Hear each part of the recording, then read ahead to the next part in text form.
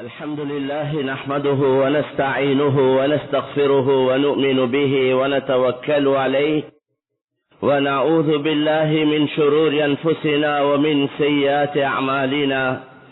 من يهده الله فلا مضل له ومن يضلله فلا هادي له.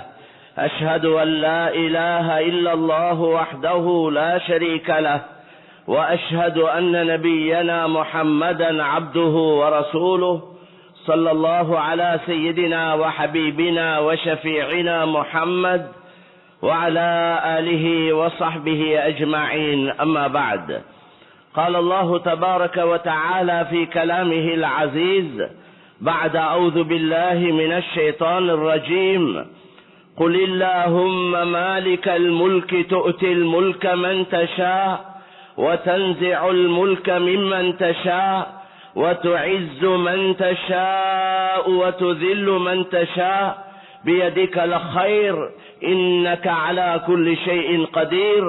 تولج الليل في النهار وتولج النهار في الليل وتخرج الحي من الميت وتخرج الميت من الحي وترزق من تشاء بغير حساب. وقال تعالى أيضا: وضرب الله مثلا قرية كانت آمنة مطمئنة يأتيها رزقها رغدا من كل مكان فكفرت بأنعم الله فأذاقها الله لباس الجوع والخوف بما كانوا يصنعون. وقال تعالى أيضا: ولو يؤاخذ الله الناس بظلمهم ما ترك عليها من دابة ولكن يؤخرهم إلى أجل مسمى فإذا جاء أجلهم لا يستأخرون ساعة ولا يستقدمون. صدق الله العظيم. قال النبي صلى الله عليه وسلم: أعمالكم عمالكم. صدق رسول الله صلى الله عليه وسلم. சர்வ புகழும் புகழ்ச்சியும் இந்த உலகத்தை படைத்து பரிபாலித்து பாதுகாக்கக்கூடிய அல்லாஹு தஆலாவுக்கே சொந்தமானதாகும். ஸலாத் என்ற கருணையும் சலாம் என்ற ஈடேற்றமும் எங்களுடைய தலைவர் மேலான ரசூலுல்லாஹி ஸல்லல்லாஹு அலைஹி வஸல்லம் அவர்கள் மீதும் அவர்களுடைய குடும்பத்தார்கள் தோழர்கள் அனைவர் மீதும் உண்டாவதாக. அல்லாஹ்வின் நல்லடியார்களே, சகோதரர்களே, அல்லாஹு தஆலாவுடைய கட்டளைகளை முழுமையாக எடுத்து நடக்கும்படி முதற்கண் அடியேனுக்கும் அப்பால் உங்களுக்கும் வன்மையுடன் கட்டளையிடுகின்றேன். அல்லாஹ்வின் நல்லடியார்களே, சகோதரர்களே, காலங்கள் நேரங்கள் ரொம்ப வேகமாக போய்கொண்டிருக்கிறது. மௌத்துடைய நாள் நெருங்கி கொண்டிருக்கிறது. இந்த வருடம் முதலாவது ஜும்மால இருக்கிறோம். 26 முதலாவது ஜும்மால இருக்கிறோம். கண்ணியமான சகோதரர்களே, கடைசி ஜும்மா சென்ற கிழமை மாதிரி வந்துவிடும். இந்த இடப்பட்ட காலத்தில் எங்கள் எத்தனை பேர் மௌத்துகள் முடிவு செய்யப்பட்டிருக்கிறதோ தெரியாது. வாழ்க்கையில பல நிலைமைகள், சந்தோஷமான நிலைமைகள், கவலையான நிலைமைகள், விருப்பமான நிலைமைகள், வெறுப்பான நிலைமைகள். வனபுலூக்கும் பிஷ்ஷர்ரி வல் கைரி ஃபித்னா. அல்லாஹ் ரொம்ப தெளிவாக சொல்லியிருக்கிறான், உங்களை நாங்கள் ஹைரை கொண்டும் ஷர்ரை கொண்டும் ஹைரை கொண்டும் சோதிப்போம். முதலாவது வனபுலூக்கும் பிஷ்ஷர், கெடுதியை கொண்டும் நலவை கொண்டும் சோதிப்போம் என்று அல்லாஹ் குர்ஆன்ல சொல்லியிருக்கிறான், சோதனையுடைய அடிப்படையில். எனவே நாங்க சில திட்டங்கள் இந்த வருடத்துல நிறைய திட்டங்கள் பலர்கள் போட்டிருப்பாங்க. வியாபாரிகள் பல பல உலக அடிப்படையில திட்டங்கள் நிறைய தீட்டப்பட்டிருக்கும். முடிவுகள் சென்ற வருடமே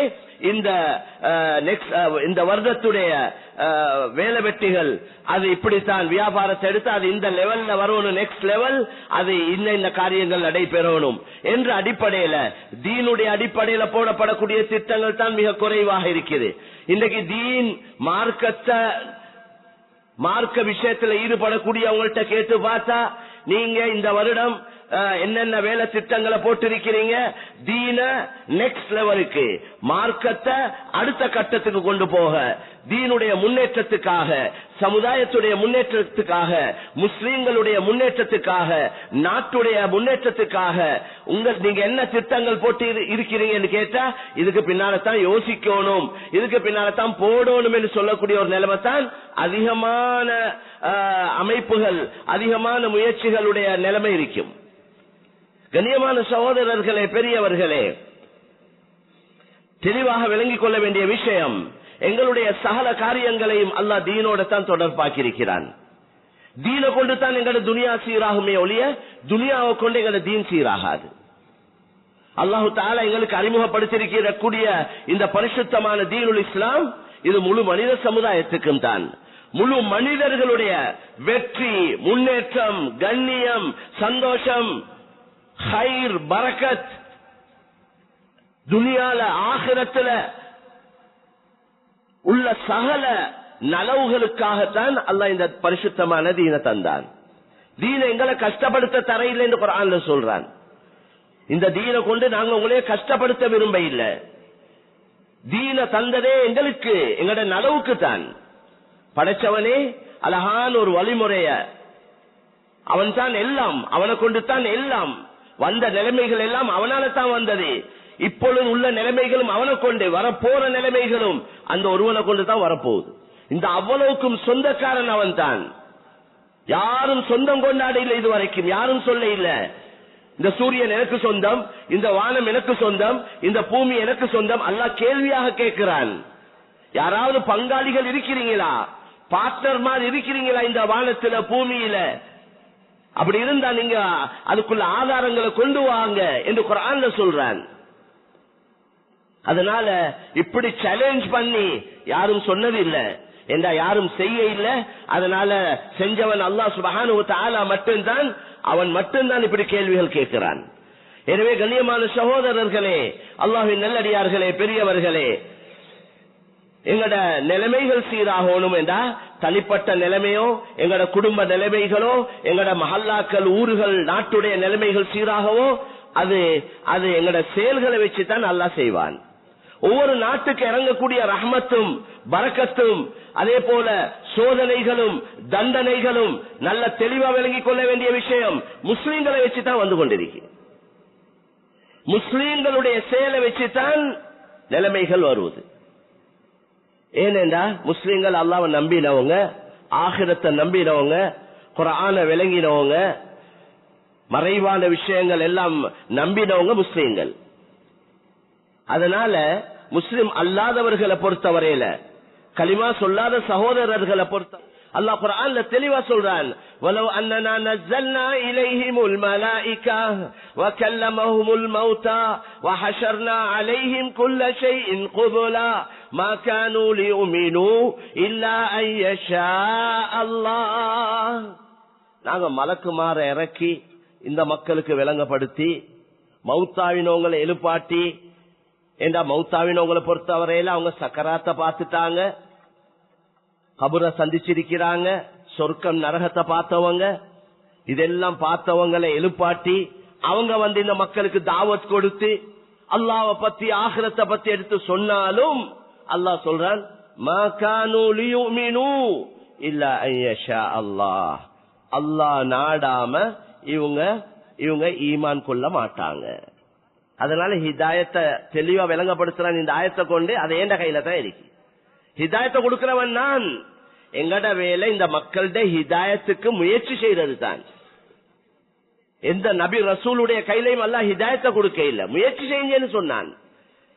அதுதான் எங்கடையும் வேலை, ரசூலோட உம்மத்தாகி எங்கடையும் வேலை அதுதான். எனவே கண்ணியமான சகோதரர்களே, முஸ்லிம் அல்லாத சகோதரர்களை பொறுத்த வரையில அவங்க, நாங்க எத்தனையோ கலிமா சொல்லாத நாடுகள், அந்த நாட்டுல ஒரு முஸ்லிமும் இல்ல.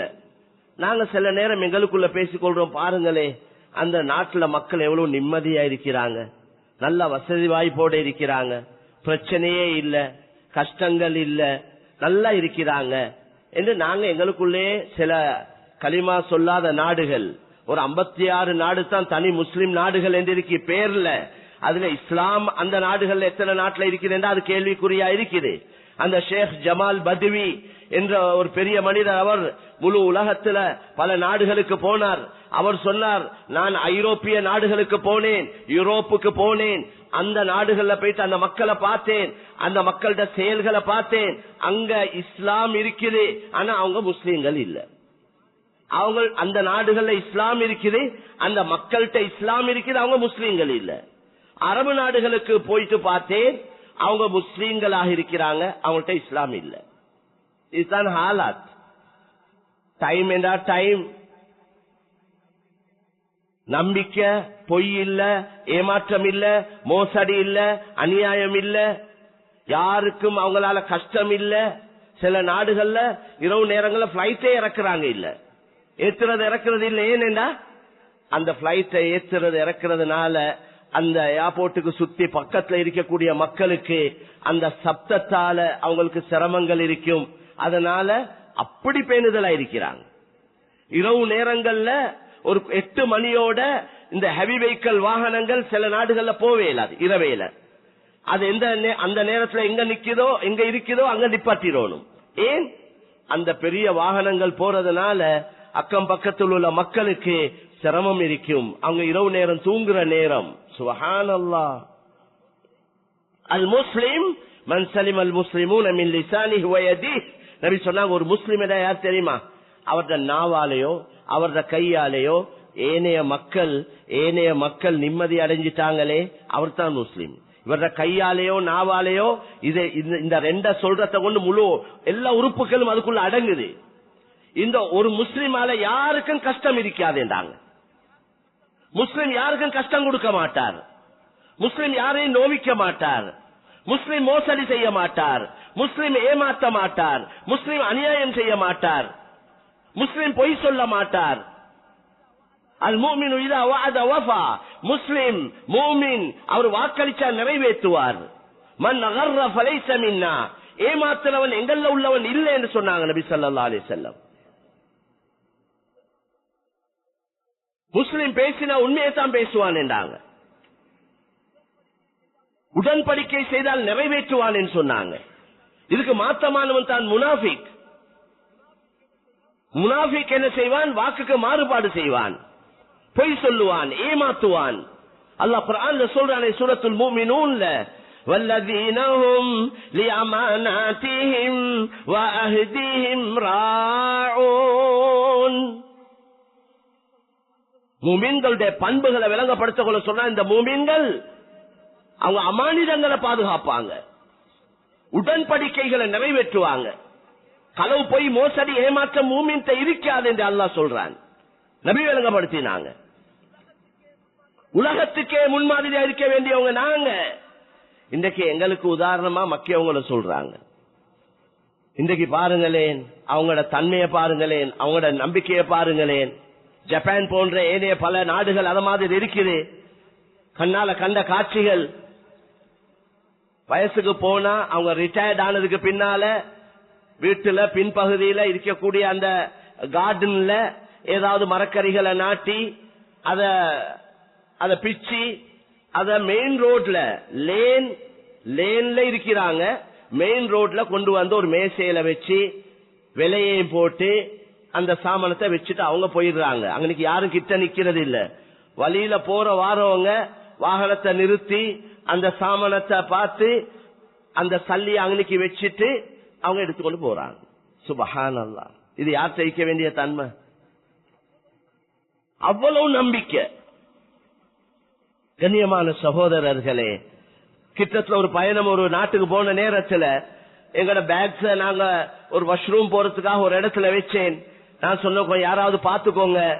அங்க அந்த வாலிபர்கள் சொன்னாங்க, ஹசரத் இந்த இடத்துல நீங்க இப்படியே வச்சுட்டு நாளைக்கு வந்து பார்த்தாலும் அது இன்னைக்கே தான் இருக்கும்னு சொன்னாங்க.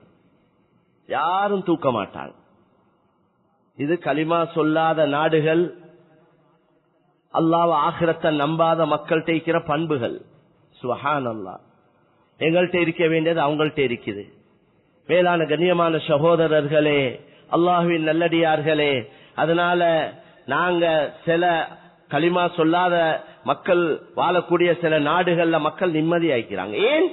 அது அப்படித்தான், ஹதீஸ்ல அப்படித்தான், குர்ஆன்ல வந்திருக்கு. அவங்களுக்கு துனியா சொர்க்கம் என்று தான் சொல்லப்பட்டிருக்கு.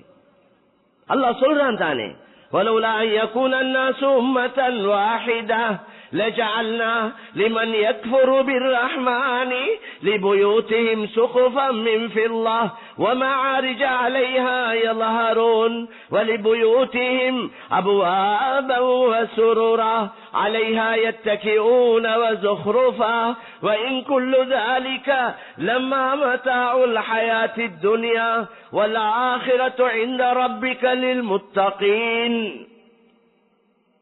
கலிமா சொல்லாத மக்கள், அல்லாஹ்வை நிராகரிச்சு வாழக்கூடியவங்க, அவங்களுக்கு எந்த அளவு வசதி வாய்ப்புகளை நாங்க கொடுக்க விரும்புறோம் வேண்டா, அவங்களுக்கு தங்கத்தால வெள்ளியால கூடிய மாதிரி, ஏனி படிகள் தங்கம் வெள்ளியால, கட்டல்கள் கதவுகள் தங்கம் வெள்ளியால, தனி தங்கம் பூசுறது அல்ல, தனி தங்கத்தால அந்த அளவு வசதி வாய்ப்புகளை நாங்க அவங்களுக்கு கொடுக்க விரும்புறோம். யாருக்கு? கலிமா சொல்லாதவர்களுக்கு, அல்லாஹ்வை நிராகரிச்சு வாழக்கூடியவங்களுக்கு. ஏனென்றா அவங்களுக்கு துனியா தான் சொர்க்கம். துனியா சொர்க்கம். ஹதீஸ், சஹீஹான ஹதீஸ்ல வந்திருக்கு, அத்துனியா சிஜ்னுல் முஃமின் வ ஜன்னத்துல் காஃபிர். அந்த அடிப்படையில் அவங்களுக்கு அவ்வளவு வசதி வாய்ப்புகளை துனியால கொடுக்க விரும்புறோம். ஆனா ஏன் கொடுக்காம இருக்கிறோம் என்றா, அப்படி கொடுத்தா கலிமா அல்லாஹ்வை நிராகரிச்சு வாழ்றவங்களுக்கு மட்டும் அப்படியே வசதி வாய்ப்புகளை கொடுத்தா விலகீனமான முஸ்லிம்களும் காஃபிர்களா போயிடும், எல்லாரும் காஃபிரா போயிட்டுருவாங்க.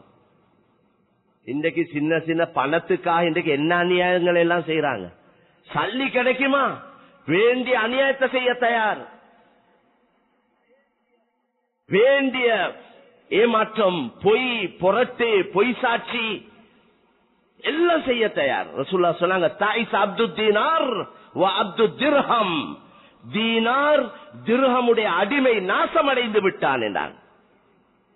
மூமின் முஸ்லிமுடைய, உண்மையான முஸ்லிமுடைய நோக்கம் பணம் அல்ல, அவரது நோக்கம் அல்லாஹ்வுடைய பொருத்தம், ஆகிரம். இது ரெண்டு தான் அவரது நோக்கம் ஆகி. நான் எந்த செயலை செஞ்சாலும் அல்லாஹ் பொருந்தி கொள்வானா, இது அல்லாஹ்க்கு பொருத்தமா, இதை கொண்டு அல்லாஹ் எனக்கு ஆகிரத்துல நன்மை தருவானா, இதைத்தான் பார்க்கணும். நாங்க எல்லா விஷயத்திலையும், எந்த விஷயத்தை எடுத்தாலும் ஏமாத்தேலும். சிலவங்க பேச்சு திறமை உள்ளவங்க இருக்கிறாங்க, அவங்களோட பேச்சு திறமைய பொய்ய உண்மையாக, பொய் அவர் பேசினார் என்ற பொய்ய மக்கள் உண்மை மாதிரி நம்பிடுவாங்க, அப்படி பேச்சு திறமை. சிலவங்களோட பேச்சுல சூனியம் இருக்கேன்னு சொன்னாங்க ரசூல் ஸல்லல்லாஹு அலைஹி வஸல்லம். இன்ன ஃபில் பயானி லசிஹ்ரா என்றாங்க. சிலவங்களோட பேச்சுல சூனியம் இருக்கு, அவருடைய பேச்சை கேட்டா நம்பிடுறாங்க. அதனால எத்தனையோ பேர் வழி கேட்கல போறாங்க. அலசரை இல்ல, ஆராயிர இல்ல, தேடி பார்க்கிற இல்ல, கேட்டு பார்க்கிற இல்ல. இன்றைக்கு வாட்ஸ்அப் மெசேஜ்கள் இன்றைக்கு சர்வ சாதாரணம். மேலான சகோதரர்களே, அதை பத்தி பேசுறா தனி தலையங்கத்துல பேசணும். எந்த செய்தியா இருந்தாலும் அலசி ஆராய்ஞ்சி தேடி பார்க்காம நம்பினா அவரை போலதான் நாங்களும்.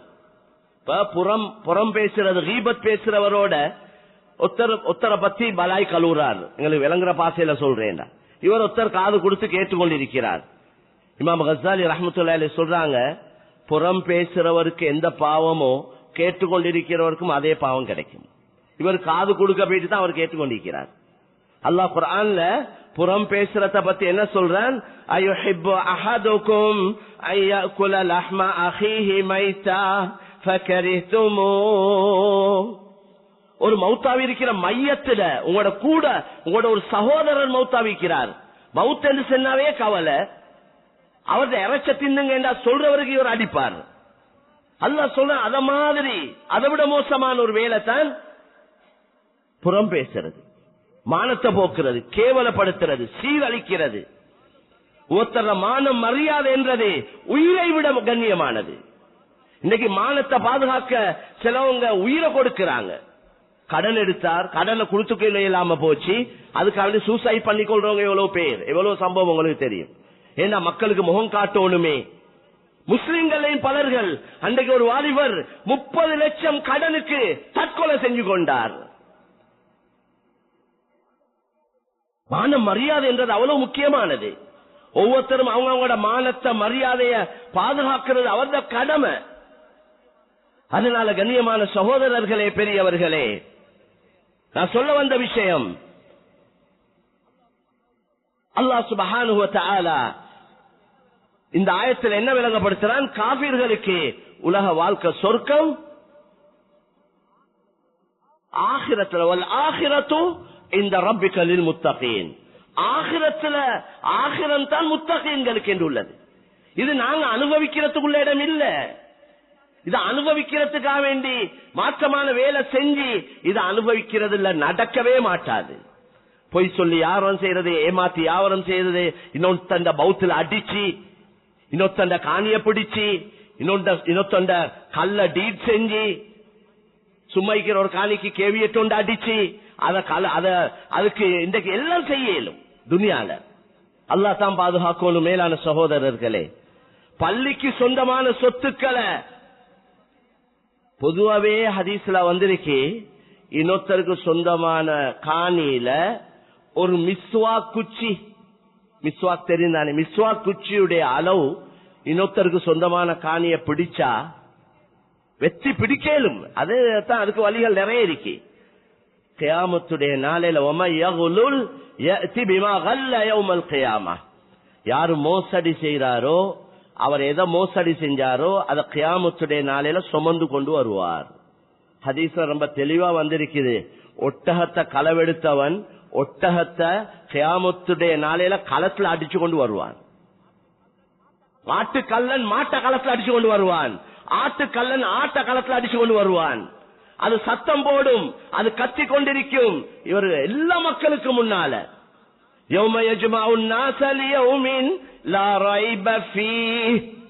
அன்றைய நாள் ஆதம் அலைஹிஸ்ஸலாத்துல இருந்து கடைசி மனிதர் உலகத்துக்கு யாரோ அவர் வரைக்கும் அவ்வளவு பேரை ஒன்று கூட்டக்கூடிய நாள் கியாமத்துடைய நாள். அவ்வளவு பேருக்கு முன்னால் இவர் வருவார். அப்ப சும்மா இன்னொத்தண்ட காணிய இந்த சின்ன அளவை பிடிச்சாலே இப்படி ஏண்டா, பள்ளிவாசல் அல்லாஹ் ரசூலுக்கு சொந்தமான சொத்துக்கள் அத மங்கொள்ளை அடிச்சா அத பிடிச்சா எப்படியா கொஞ்ச தண்டனை அவருக்கு இருக்கும். யோசிக்க வேண்டிய விஷயம். இன்னைக்கு நிறைய பள்ளிவாசல்கள் பொது சொத்துக்கள் பொதுமக்களுக்கு சொந்தமா இருக்கு. நான் இதுக்கு முன்னாலே பல தடவை ஞாபகப்படுத்தியிருக்கிறேன். பள்ளிக்கு சொந்தமான கடை, அதுட கூலி 1000 ரூபாய்.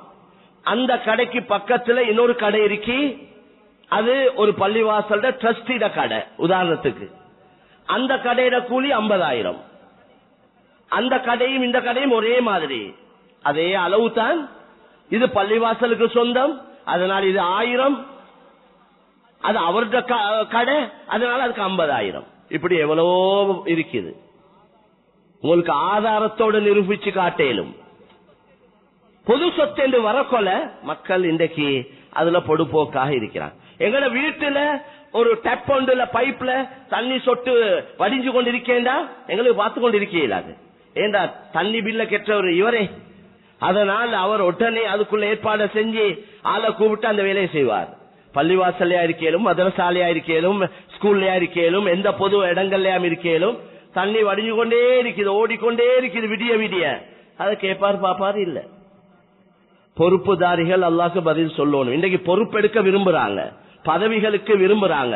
பதவி ஆசை பொருளாசையை விட பயங்கரமானது. முதலாவது மனுஷனுக்கு வாரது பணத்துடைய ஆசை. அந்த பணம் வந்ததுக்கு பின்னால் பதவி ஆசை வந்துடுது. பிறப்பள்ளியம் விரும்புறாங்க. அல்லாஹ் தான் பாது. இது ரெண்டும் பயங்கரமான நோய். இது உள்ளத்தோட சம்பந்தப்பட்ட விஷயம், உள்ளத்தோட சம்பந்தப்பட்ட விஷயம். அதனால பொது விஷயங்களுக்கு யாரெல்லாம் பொறுப்பாக இருக்கிறோமோ, என்னையும் சேர்த்து தான் நான் சொல்றேன், அவங்க மிக கவனமாக, லேஸ் இல்ல. எங்களோட சொந்த விஷயத்திலே எப்படித்தான் அல்லாஹ்க்கு பதில் சொல்ல போறோமோ தெரியாது. அல்லாஹ் எங்களுக்கு தந்த உடல் உறுப்புகள், மனைவி, மக்கள், சொத்து, செல்வம், எங்களோட அறிவு, ஆற்றல், இதுவளுக்கே நாங்க எப்படித்தான் அல்லாஹ்க்கு பதில் சொல்லி முடிக்க போறோமோ தெரியாது. ஏன்னா இதெல்லாம் அமானிதமா தந்திருக்கிறான். அமானிதம். பிள்ளைகளை கல்யாணம் முடிச்சு கொடுக்கல, அவர் சொன்னார் இவர் சொன்னார், யாரையாவது நம்பி சும்மா பொடுப்போக்காக கல்யாணத்தை முடிச்சு கொடுத்துட்டு கண்ணீர் வடிச்சு கொண்டிருக்கிறாங்க. பிள்ளைகள் அல்லாஹ் அமானிதமாக தந்தான். இந்த பிள்ளைகளை யாரையாவது கையில ஒப்படைக்க கொல அலசி ஆராய்ஞ்சி தேடி பார்த்து நல்ல டைம் எடுத்து தான் ஒப்படைக்கும். இன்னைக்கு பாக்குறதுக்கு நல்ல சாட்ட வாட்டமா இருக்கிறார், பாக்குறதுக்கு நல்ல ஜென்டல்மேன் மாதிரி இருக்கிறார். ஆனா அவர் பாவினையில இருக்கிறார், தூள் ஐஸ்ல இருக்கிறார், போதையில இருக்கிறார், பாக்குறதுக்கு விளங்குதே இல்ல. அவர் டையோட கோட் ஷூட்டோட சில நேரம் இருக்கேலும், பெரிய அந்தஸ்துல இருக்கேலும், பெரிய பதவியில இருக்கேலும், பெரிய பொறுப்புல இருக்கேலும், தவறான பாவினைகள். இப்படியாக வந்து ஒருத்தருக்கு எங்கட பொம்புல புள்ளைய முடிச்சு கொடுத்தா, இந்த புள்ள பொறுமையோட இருக்குது, எங்கட உம்மா வாப்பா எங்களுக்கு பார்த்து கேட்டு ஏதாவது ஒன்றை தரட்டும் என்று சிலவங்க அவங்களே தேடிக்கொள்றாங்க. அது வேற விஷயம். அப்ப இந்த தேடி கொடுக்க வேண்டிய உம்மா வாப்பா எவ்வளவு பெரிய பொறுப்புதாரிகள். எங்கட டேஸ்டுக்கு ஏத்த மாதிரி பிள்ளைகளை கல்யாணம் முடிச்சு கொடுக்க கூடாது. பிள்ளைகளுடைய எதிர்பார்ப்பு என்னன்னு விளங்கணும். எவ்வளவு கவலையான செய்திகள் நாங்கள் நீங்க கேள்விப்பட்டுக் கொண்டிருக்கிறோம். குடும்பங்களையும் பலது இருக்கேனும். அதனால கண்ணியமான சகோதரர்களே, அல்லாஹ்வின் நல்லடியார்களே, அமானிதம். எனவே பொது சொத்துக்கள்ல யாரு பேணுதலா நடப்பாரோ அல்லாஹ் அவருடைய வாழ்க்கையில பரக்கத் செய்வான். பள்ளிக்கு சொந்தமானத யாரும் எடுக்கிறதும் ஹராம். பள்ளிக்கு சொந்தம் இல்லாத ஒண்ட பள்ளிக்கு எடுக்கிறதும் ஹராம், அவங்களோட அனுமதி இல்லாம. ஒருத்தர் ஒரு சொத்தை கொடுக்கிறார், ஒரு பணத்தை கொடுக்கிறார், இந்த பணத்தால நீங்க இந்த வேலையை செய்யுங்க. அவர் எந்த வேலையை செய்ய சொல்லி பணத்தை தாராரோ அந்த வேலையை தான் அதால செய்யணும். அதை இன்னொரு நல்ல காரியத்துக்கு கொடுக்க இயலாது. அப்படி கொடுக்கிறதா இருந்தா தந்தவர்கிட்ட தான் கேட்கணும். அதுல 100 பேர் ஒரு வேலையை செய்ய ஒப்படைச்சிருந்தாங்கன்னா 100 பேர்த்தையும் கேட்கணும். தனி ஒத்தர்கிட்ட கேட்டு கொடுக்க இயலாது. அமானிதம் மேலான சகோதரர்களே, மார்க்கத்துடைய தெளிவு தேவை.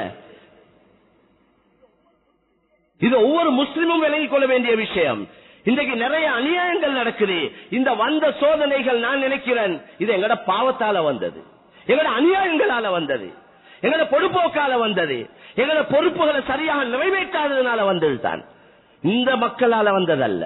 இந்த முஸ்லிம் அல்லாத எங்கட நாட்டுல கிட்டத்தட்ட 2 கோடி மக்கள் இருக்கிறாங்களே, அவங்களால வந்தது இல்ல, எங்களால வந்தது. நான் உங்களுக்கு குர்ஆன் ஹதீஸை வச்சு நிரூபிச்சு காட்டுவேன் அல்லாஹ்வுடைய உதவியை கொண்டு. இது எங்கட பாவத்தால வந்தது. எங்கட பாவத்தால பாவம் அந்த மக்களும் கஷ்டப்படுறாங்க. ஏன்னா அவங்களுக்கு துனியா சொர்க்கம் என்றே சொல்லப்பட்டு அவங்களோட அநியாயத்தை வச்சு பாவத்தை வச்சு அவங்களோட குடி ஜினா மோசடிய வச்சு அல்ல வருவது எங்களே வச்சுதான் வந்தது. எப்ப காபிர்களுக்கு தண்டனை வருமேண்டா, எப்ப நாங்க இந்த முஸ்லிம் அல்லாத சகோதர மக்களுக்கு தாவத் கொடுத்து அவங்களுக்கு அல்லாஹ்வை இஸ்லாத்தை ஈமான விளங்கப்படுத்தி அவங்களும் நல்லா விளங்கி அதுக்கு பின்னால ரிஃப்யூஸ் பண்ணினா நிராகரித்தால் தான் காஃபிர் என்ற வார்த்தையும் பாவிக்கணும். முஸ்லிம் அல்லாதவங்களுக்கு காஃபிர் என்ற வார்த்தையை சொல்ல இயலாது. நீங்க விளங்கப்படுத்தி பாருங்களேன், எத்தனையோ பேர் இன்றைக்கு தயாராகிக்கிறாங்க. அல்லாஹ் இந்த செய்தி எங்களுக்கு நேரத்தோட தெரியாதே, இந்த உண்மை தெரியாதே, இது தெரிஞ்சிருந்தா நான் எப்பயோ வந்திருப்பேனே. இன்றைக்கும் ஒரு சகோதரர் அல்லாஹ்வை ஏற்றுக்கொண்டார். நேற்று ஒரு வாலிபர் 32 வயசு வாலிபர், நல்ல படிச்ச அந்தஸ்தில் உள்ள ஒரு வாலிபர் ஏற்றுக்கொண்டார். முந்த நாள் ஒரு சாப்ட்வேர் இன்ஜினியர் அவர் கலிமா சொன்னார், 23 வயசு வாலிபர். இது நாங்க வீடு வீடா போயிட்டு வற்புறுத்தி எடுக்கிறதல்ல. மக்கள் வாராங்க, மக்கள் உண்மையை தேடுறாங்க, நிம்மதியை தேடி கொண்டிருக்கிறாங்க, அலசி ஆராயிறாங்க, ஒவ்வொரு மார்க்கத்தை பத்தி ரிசர்ச் பண்றாங்க. தேடி தேடி தேடி தேடுறவனுக்கு அல்லாஹ் வழியை காட்டுவான். யார் அல்லாஹ்வின் பக்கம் மீள்றாங்களோ அவங்களுக்கு வழியை காட்டுறதாக அல்லாஹ் சொல்றான். எனக்கு உண்மையை விளங்கணும், எனக்கு ஒரு சத்திய மார்க்கம் கிடைக்கணும். அந்த அடிப்படையில பெரிய ஒரு கூட்டம் இன்றைக்கு உலகத்துல உண்மையை தேடி தேடி அல்லாஹ்வுடைய தீனுக்குள்ள வாராங்க, அல்லாஹ்வை ஏற்றுக்கொள்றாங்க. இந்த வார மக்களை கவனிக்கிறது, வரவேற்கிறது, சும்மா களிமா சொல்லி கொடுத்து சுண்ணத்தை எடுத்து லெட்டர் ஒன்றை கொடுத்து சரி வராது. ஃபாலோ அப் தேவை. அவங்களோட எல்லா விஷயங்களையும் கவனிச்சு அவங்க ஒரு நல்ல முஸ்லிமாக வாழ்றதுக்கு அதுக்குள்ள சகல வசதி வாய்ப்புகளை செய்யறது ஒவ்வொரு மஸ்ஜிதுடைய நிர்வாகிகள் உலமாக்களுடைய கடமை. நாங்க இந்த இத போல எவ்வளவோ எங்களோட பொறுப்புகள் பாலாக்கப்பட்டு கொண்டிருக்கு, கவனீனமாயிருக்கு. எனவே வந்தவங்க முர்த்தத்தாவி கொண்டிருக்கிறாங்க, முர்த்தத் தீனை விட்டு திரும்ப களிமா இல்லாம போறாங்க.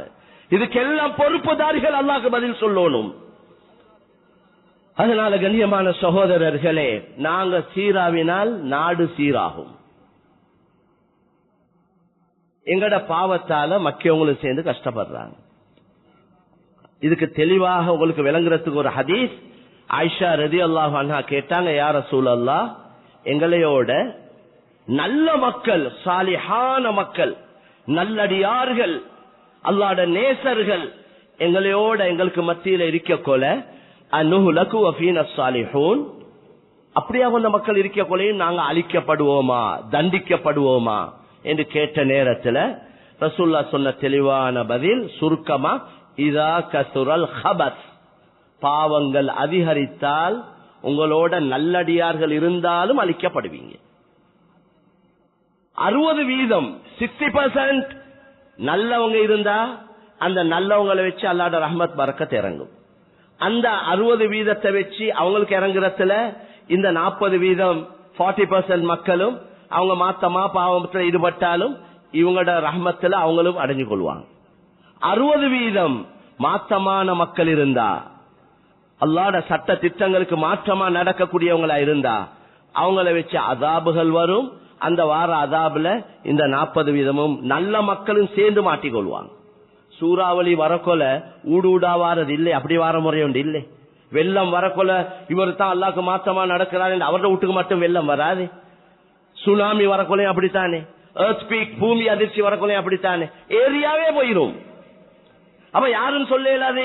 பாருங்களேன், நாங்க தஹஜ்ஜத் சொல்றோம், குர்ஆன் ஓதுறோம், வாக்கியா ஓதுறோம், யாசீன் ஓதுறோம், ஒரு நாளைக்கு 20 ஜுஸு ஓதுறோம், 10 ஜுஸு ஓதுறோம், சதகா கொடுக்கிறோம், ஜகாத் கொடுக்கிறோம், எல்லாம் செஞ்சு எங்களுக்கு இப்படி ஏன் சோதனை? ஏன் சோதனைண்டா நீங்க மட்டும் அமல் செஞ்சு கொண்டு உங்களோட பாட்டுல அல்லாஹ்வுடைய சட்ட திட்டங்கள் எடுத்து நடக்கிறீங்க. உங்களோட கண்ணுக்கு முன்னால